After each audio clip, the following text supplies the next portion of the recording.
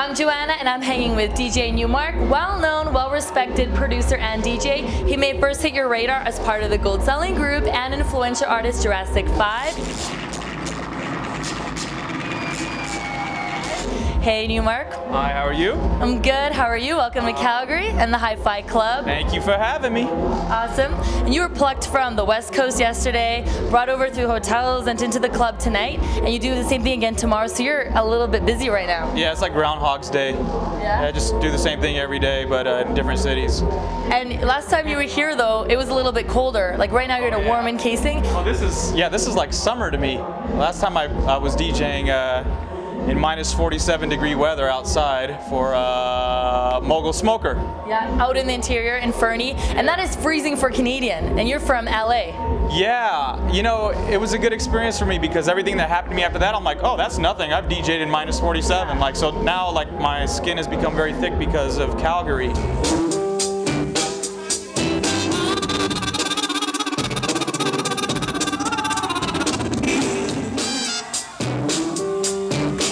Busy on a mini tour of Canada, and then you go over to Washington in a couple of days for, I think, a 45s only party, which is not geriatric theme or has anything to do with cougars. What's that all about? Oh, they just want me to play 45s, you know, just anything on a 45, really. You know, it could be anything I want. So I'll be playing a little bit of the funk.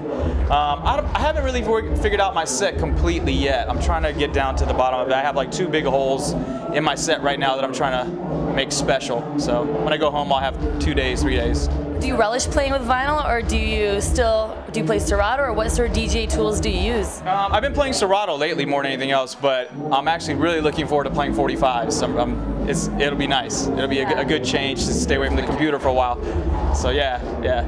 And you started DJing as a teenager in LA, and now you're a little bit older. A few years have passed since then. Just a few years older. What sorts of transitions or changes have you seen in DJ technology? Well, definitely. I mean, Serato is definitely the biggest one as of recently. I mean, you know, it's really expanded the editing capabilities for the DJ on stage, and it's opened up a lot of doors as far as being able to trade music with people pretty easily.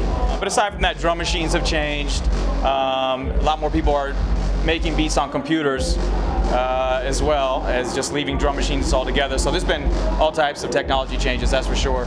Speaking of the drum machines, one of the first few times I saw you was with Jurassic 5. It was in Whistler years ago, and you were sitting, I think, in a school desk, and you had put little buttons on the school desk writing pad. So that's really creative, and that's what I thought. I was like, this is really unique.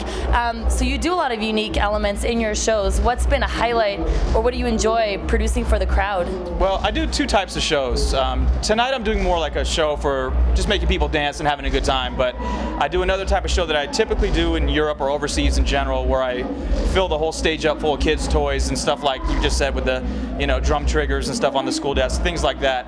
And I just run through the kids' toys. You know, some of the toys are old toys from the 60s, you know, the old chimpanzee with the cymbal, you know. And then there's new toys that are just really crazy and inventive and have great, like, jazz samples already built in, but, you know, yeah, so I have fun doing that. So I kind of go back and forth between the 2 shows and pick and choose which one I want to do in certain places.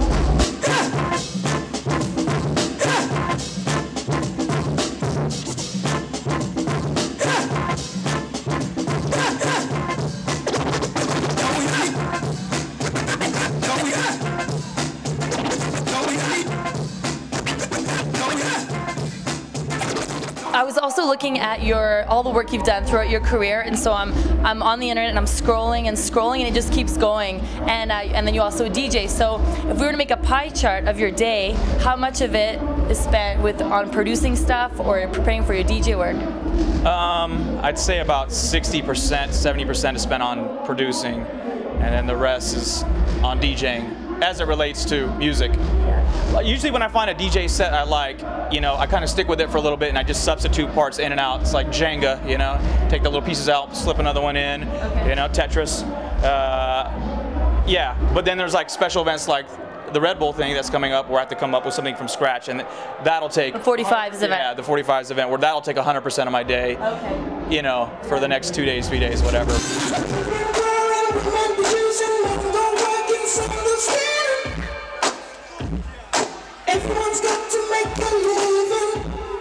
You have have so many things on the go, and you seem like a very motivated person. Do you make plans for the year? Do you have goals set as a producer or a DJ?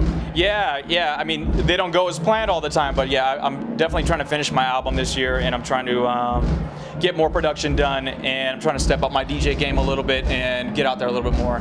And yeah, I'm trying to just kind of push everything out a little bit.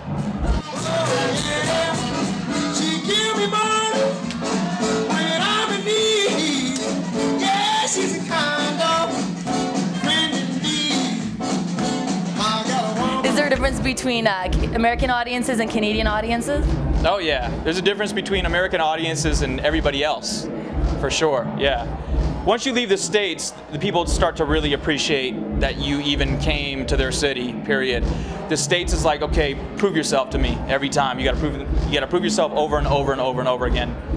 When you leave the States, they're kind of like, thank you for coming to our city, first and foremost, and then you can get in your set, and if you have a really good set, then a career can be built. Yeah. I mean, yeah, like Australia, you go to Australia, man, and man, they're really on their music. They don't think about music, they just feel it, and they're just dancing and having a great time. You know, there's no analytical process, you know, in the audience. They're just moving, they're just having a good time. Okay. Yeah.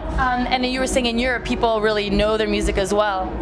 The average person in Europe, I think, knows just as much about it as a DJ in the States. I mean, they're really on their music. They research it like people in the States would research a book, you know? Like, they really look for what they like. Yeah. So I was reading about it, interviewed in LA Weekly long time ago, and you were saying that you're like you are so into like the funk and soul and hip hop, and the electronic dance music isn't really part of like your program at the moment. But with it becoming so popular, is it something that you're looking at getting into?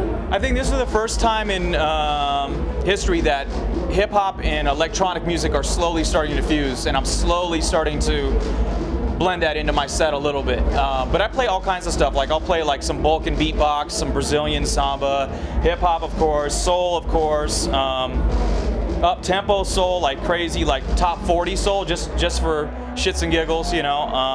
Yeah, I'm all over the place right now. I like a lot of different types of music. I like a little bit of dubstep, you know. I'm a little bit kind of everywhere right now. Well, I want to thank you very much for hanging out with us. It is so great to have you here in Calgary at the Hi-Fi. Have a great show.